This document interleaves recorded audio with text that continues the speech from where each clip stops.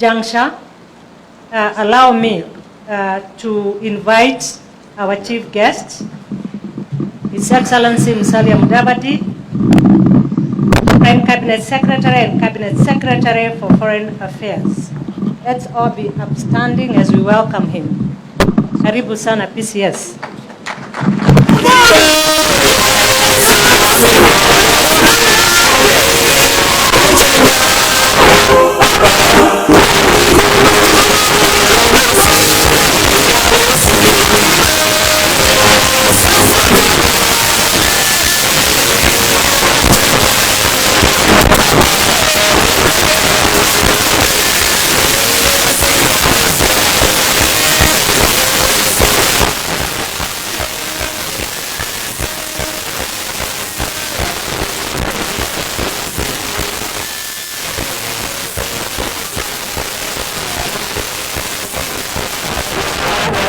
Thank you. We might get carried away. All right. Good evening, everybody. Yeah. First of all, poleni sana. Two things have come into play. One was I would have joined you earlier, but there was the cabinet engagement chaired by the president. Yesterday and today. In fact, we've just concluded it. So that is one reason. The second one is your full potential has not come out because the rains have come. And here they've disrupted a segment of what you wanted to do. But it's always a pleasure to have rains with us. So let me make just a couple of remarks rather than reading the whole speech, but I'll just pick some extracts from it. For me, this is the second time I am having an opportunity to have a day out with the people who make things work in the Ministry of Foreign and Diaspora Affairs. It is always a great honor to stand and recognize the people who may not be on the front line every day, but who are doing a lot of important things, a lot of good work for this country.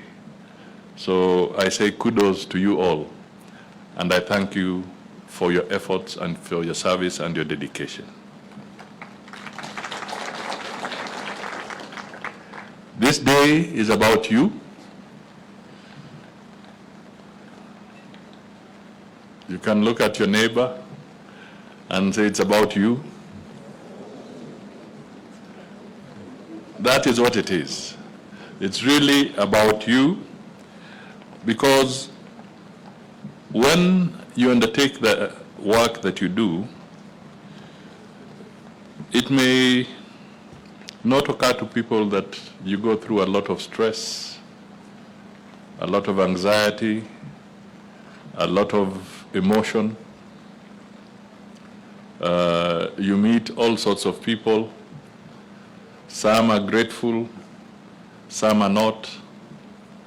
Some are courteous, others are insolent. So you meet all sorts of individuals in your day-to-day activities. And it will definitely rub onto you. It can rub onto you, and we are all different, so it depends on how one takes it. So some could go into depression, others could be hurt emotionally, others may even regret why they took up the assignment. All these things sometimes go through our mind.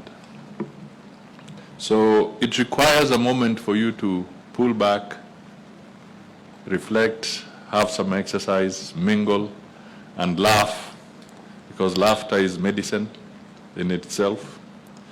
And therefore, you are out here today to do exactly that. to mingle, to unwind, to reflect, to meditate, but to do it collectively and in the process encourage each other. And that is definitely a very good thing for all of us. As you sit here, some people may not know that there's stress for some of you here and for us and for our brothers and sisters who are away. At this point in time, we look at the situation in the Middle East, Iran, Israel, and we worry because we not only have our staff there,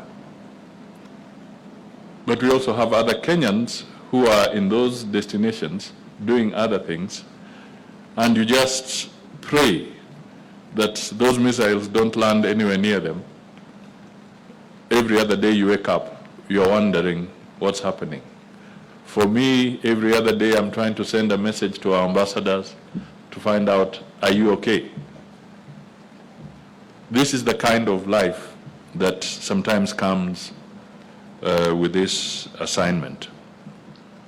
So as we meditate here and stretch our limbs, let us also put our brothers and sisters in prayer so that hopefully, through God's grace, they emerge unscathed from the challenges that are emanating, that are currently at play in those countries.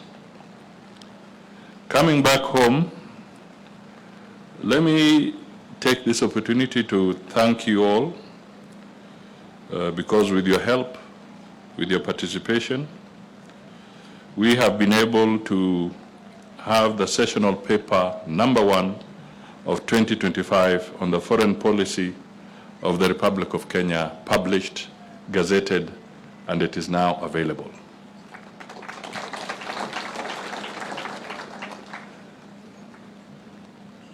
And mark what I have said. Sessional paper #1 of 2025. It's about your foreign policy, our foreign policy, Kenya's foreign policy, which historically, through you, we have for the first time made sure that it has not only been endorsed by the executive, but it has gone further to be endorsed by the legislature. That's a very significant step because we can no longer operate as if foreign policy is a preserve of a few. It is now in the public domain. You can engage freely. You can talk to people freely. You can no longer give an excuse and say that I am waiting for direction from Lucy Kiruthu. You have it in the sessional paper. All the critical points that you need to know about our foreign policy are in that document. So you can respond to them without having to say, I'm waiting for direction on some of these issues. Significant in this is that foreign and diaspora affairs are now classified under the Security Sector Working Group. This is something that I picked up from you whenever you said that you needed this matter handled, because there was a mismatch. The Foreign Office is part of the national security architecture, but when it came to the administration, it was put on the other side of the fence. So through this, we have been able to correct that situation. A highlight again is that I thought we should make it public.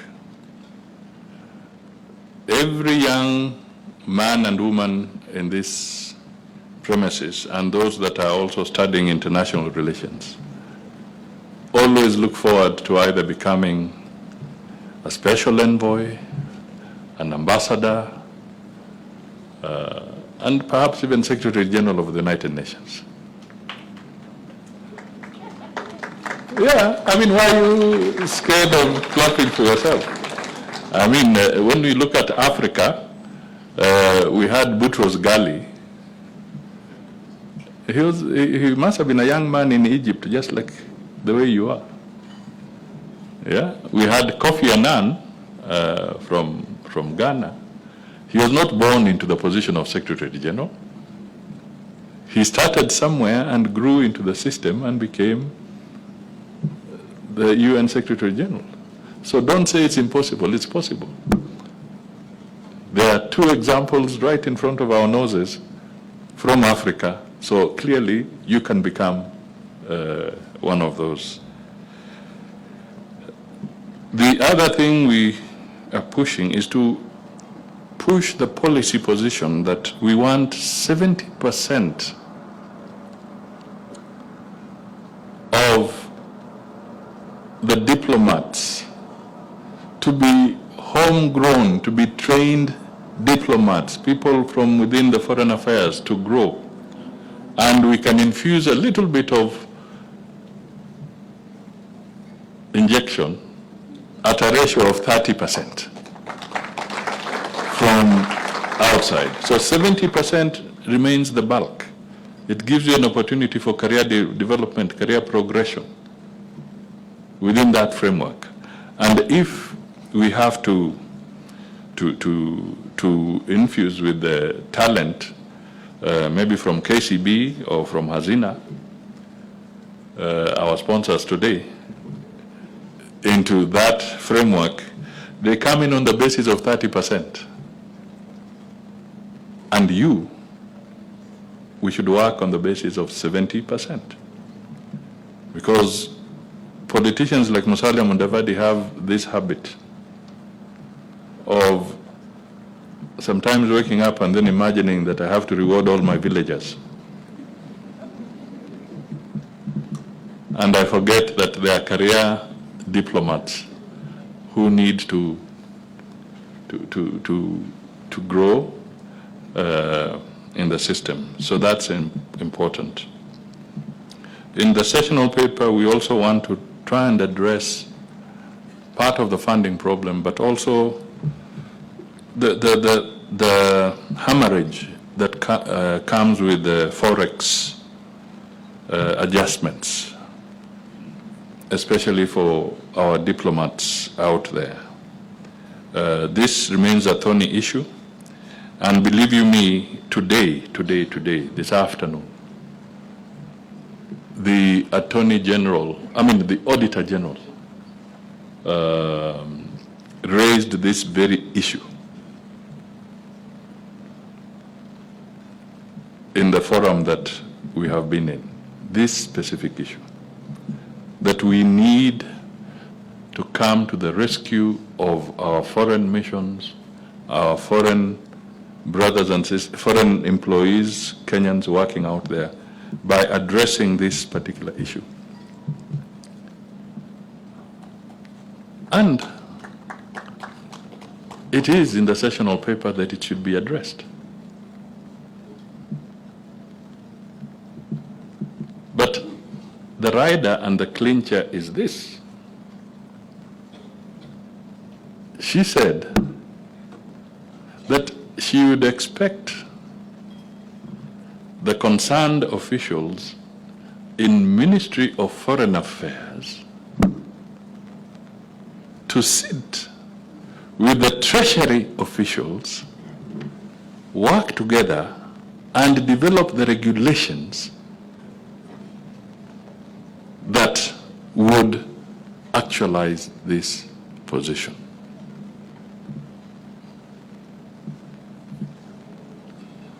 So, what am I saying? What I'm saying is that the sessional paper contains this roadmap, but the sessional paper will not be useful to us if we do not implement the provisions that are in the sessional paper. And one of the action points is to quickly get our legal team, who are looking at the regulations that go with the Foreign Service Act, to quickly sit, look at those regulations, and work with Treasury so that this issue around the Forex can be sorted out. And we can make sure that our people don't suffer. Because according to the Auditor General, the Forex impact has been eating about 20% of the budget that is due for our foreign service people. So she has even quantified the impact of the foreign exchange losses. And that means some of our people go hungry when they're out there because their budget has been slashed substantially by that. So let's take it up. Some positive good things. We have 1,052 members of staff. 629 of them are ladies. 629 are based at the headquarters, and 423 are the missions. And they are broken down as follows. 678 are females, and 474 are male.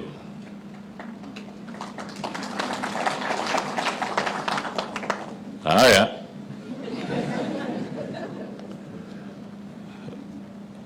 Mujichunge kabisa. So we are within the framework, the legal framework that is required from the constitutional, the requirement constitutionally of gender balance. So that's something that is positive for us. But it also goes that we must maintain integrity. I think one of the issues that may have been discussed, or was one of the thematic areas for this wellness today, was also the issue of making sure that we do not have any gender-based violence in whatever form within the Ministry of Foreign Affairs and indeed within the entire public service. So I would like to encourage everybody to make sure that we maintain the integrity of the Ministry of Foreign Affairs so that if for some reason there was an assessment around gender-based violence, we should not be anywhere near that kind of categorization. So I want to encourage all of us to be very, very careful. The demographic is also interesting. 91 staff are between 21 and 30 years. 250 are between 30 and 40 years. 151 are between 41 and 50 years. 132 are between 51 and 60 years. And 5 are between 61 and 70 years. Don't look at me. Mbona mnaniangalia? So this therefore confirms that we have broadly a fairly well-balanced demography within the departments, and those who are senior citizens are clearly in the minority. So you must also take care that you respect age. Now, I think I'm coming to the end of my brief remarks. And just to also point out to our members who we shall be honoring, at least the ones present, for the dedicated service they have given to the people of Kenya through the Ministry of Foreign Affairs, Foreign and Diaspora Affairs. Tunasema asante sana, wherever you may be seated. We really appreciate your contribution. And as we said also within the sessional paper, it is our desire to draw from the experience of those who have been with us and have retired. We shall continue to call on them from different perspectives, either in helping us through mediation processes, through training of the cadets that will be joining us from time to time. So we will still want to have that cordial relationship as we go along. So I think that is enough said for now. Once again, thank you to our sponsors, KCB and Hazina, and to all of you and the teams that have organized this event. Nawashukuru sana on behalf of the entire ministry. Asante. God bless you all, and as you go home, have a nice weekend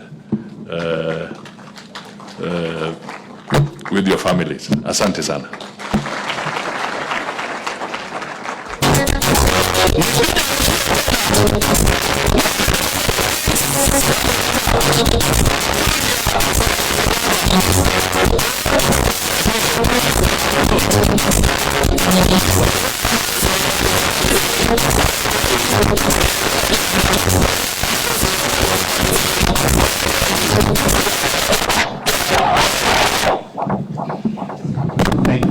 Thank you very much, our chief guest and PCS for such an inspiring and deeply enriching council this evening.